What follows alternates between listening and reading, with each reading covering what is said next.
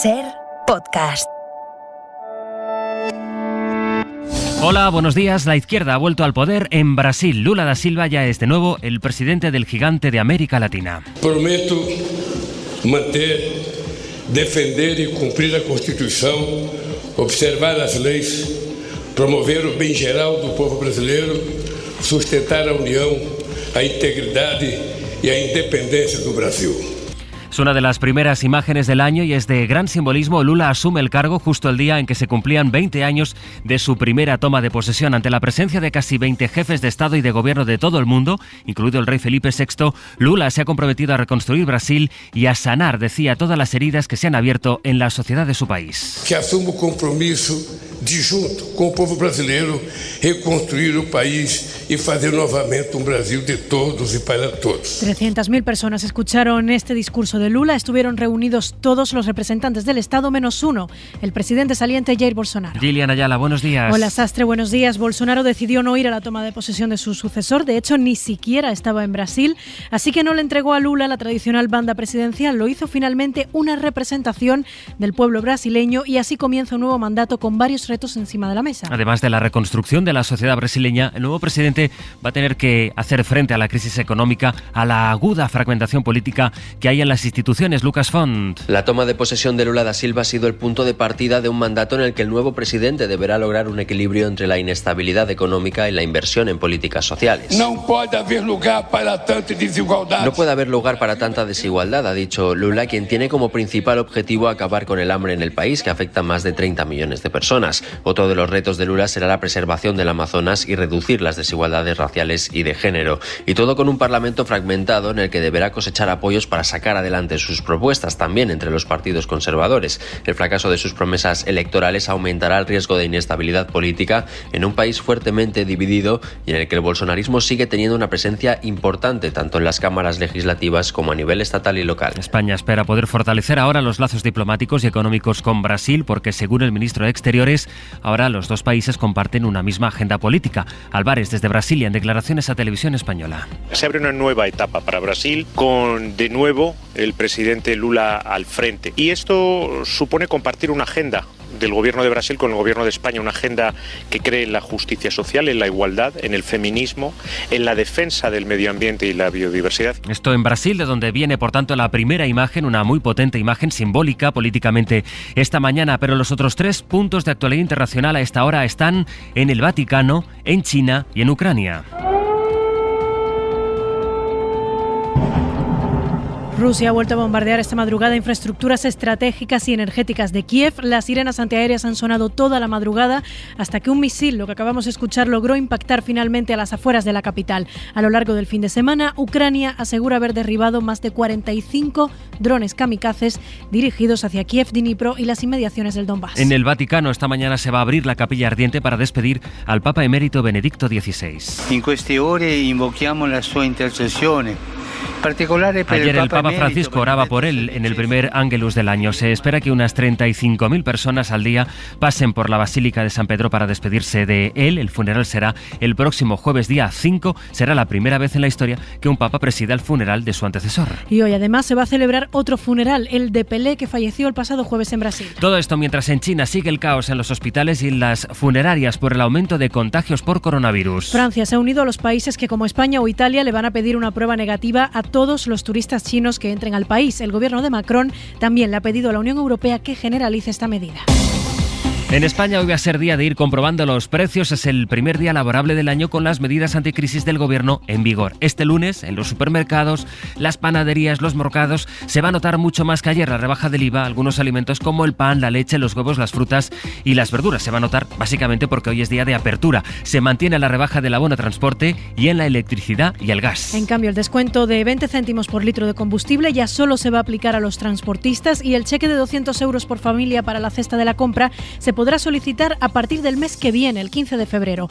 Todas las medidas del nuevo plan contra la inflación estarán en vigor hasta junio, pero se revisarán en el mes de marzo.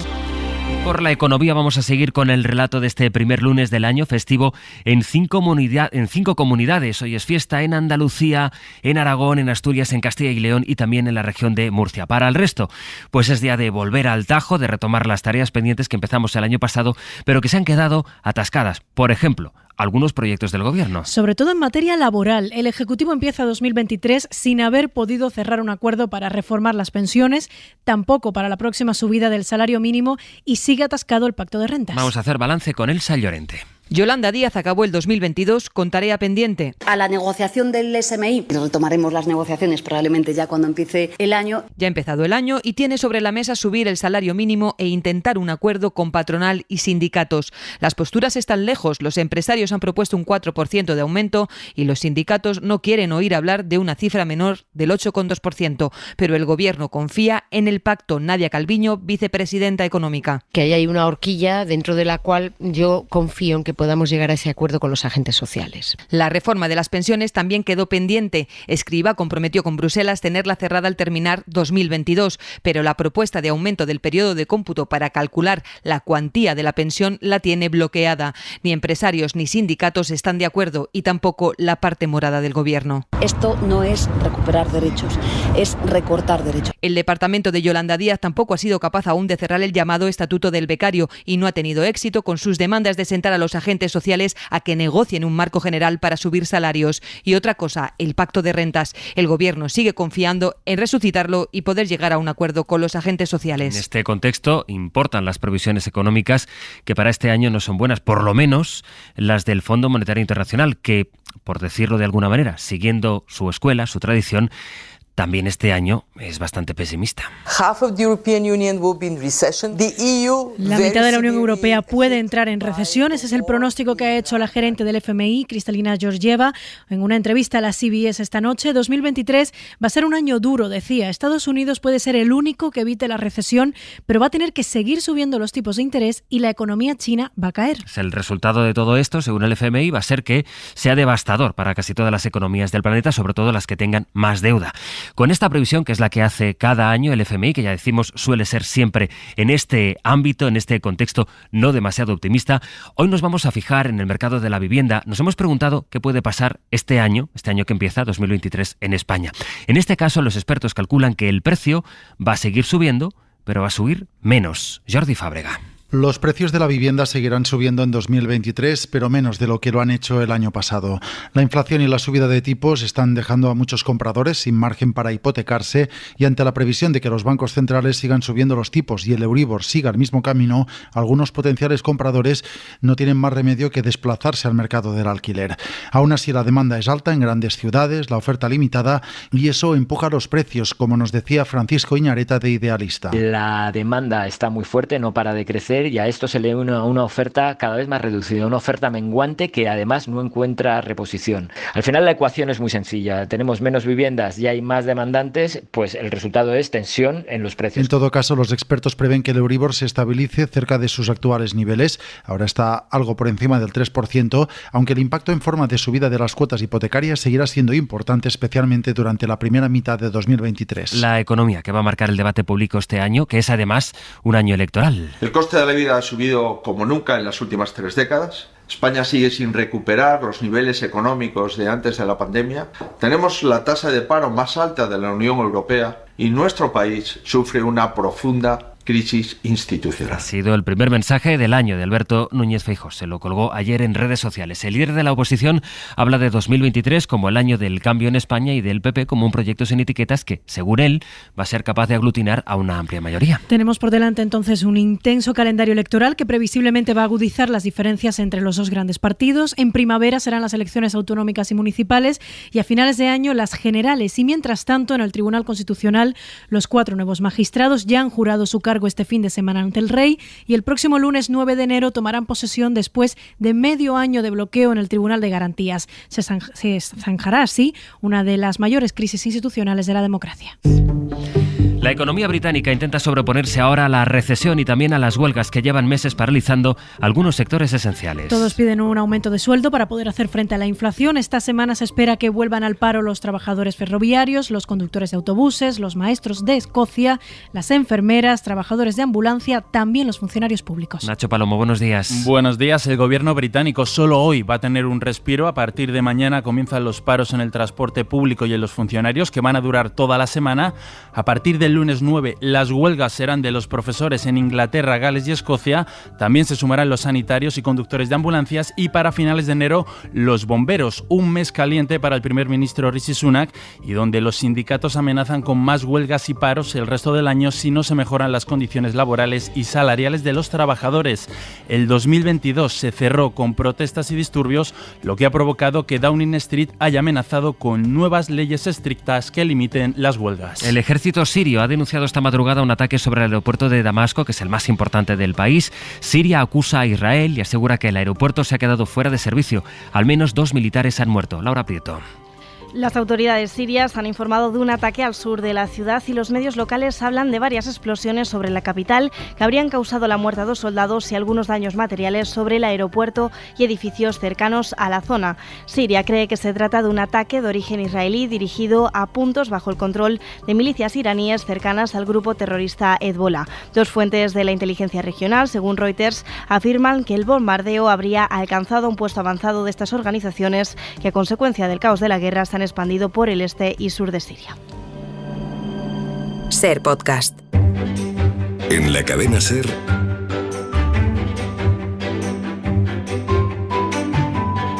Hoy por Hoy.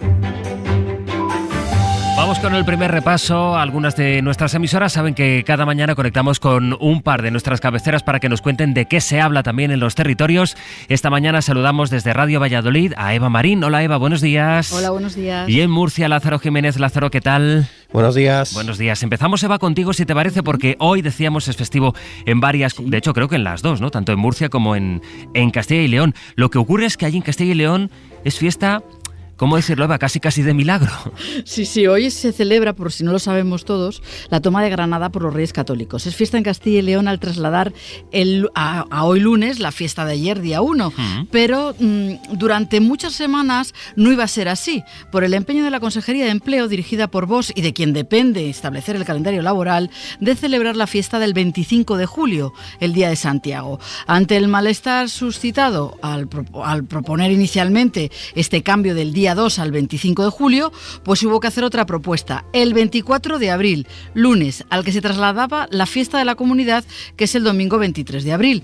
Tras tensas reuniones y ante la premura de tener que decidir para trasladar el calendario laboral de Castilla y León al Ministerio, pues finalmente se fijó como festivos en Castilla y León el 2 de enero, o sea, hoy, y también el 25 de julio, sacrificando el Día de la Comunidad. Enfado monumental de los sindicatos, contrario a establecer festivo el día 25 de julio, porque es miércoles, en mitad de la semana, y no favorece para nada a los trabajadores, y por lo tanto es la primera vez que el calendario laboral de Castilla y León no se aprueba por consenso. Bueno, de momento hoy sí que es festivo allí. Hoy es festivo y celebramos la toma de Granada por los Reyes Católicos. Bueno, en Murcia, a ver esta historia, Lázaro, del K-pop, el pop coreano, que ha llevado al ayuntamiento a programar clases de coreano para jóvenes. Pues sí, sabemos que la cultura coreana está de moda, desde el pop coreano, como decías, el K-pop, a la serie, las películas, el cine, todo.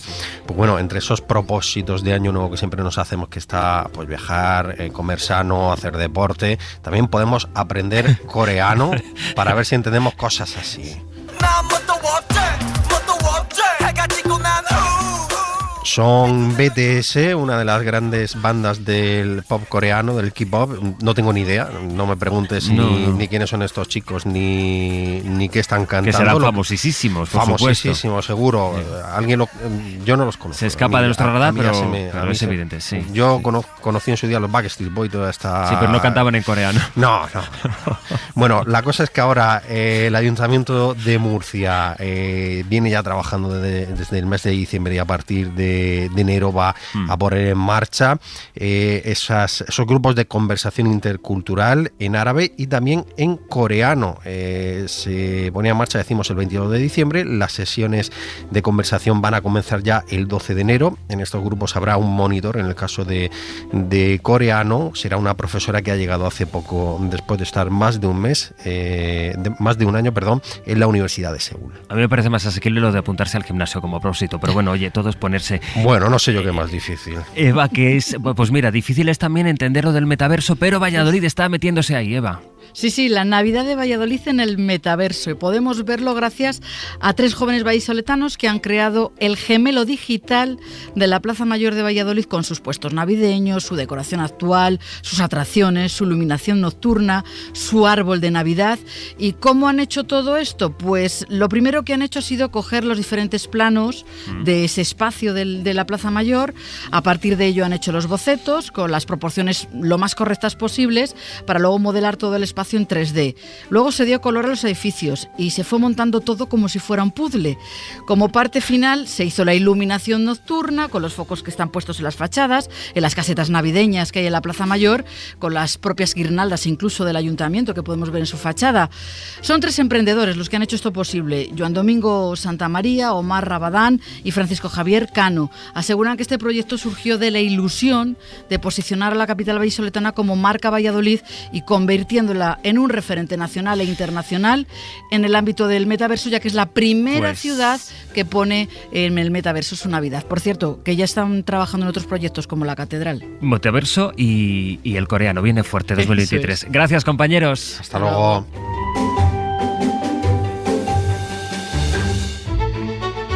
Y la recomendación cultural, como siempre hasta ahora, hoy con Dani de la Fuente.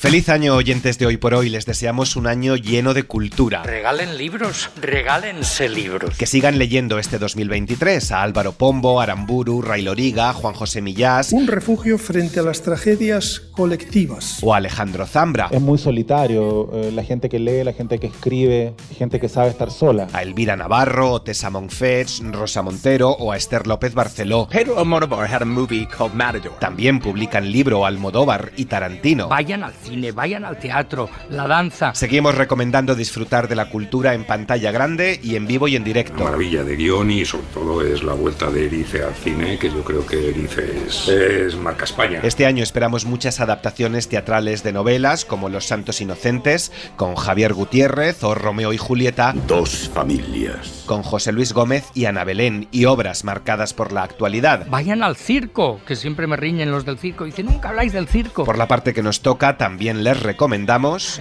suscríbanse a podcast, suscríbanse a diarios. Un 2023 lleno de propósitos culturales que esperamos cumplir. Vamos a por todas. ¡Feliz año!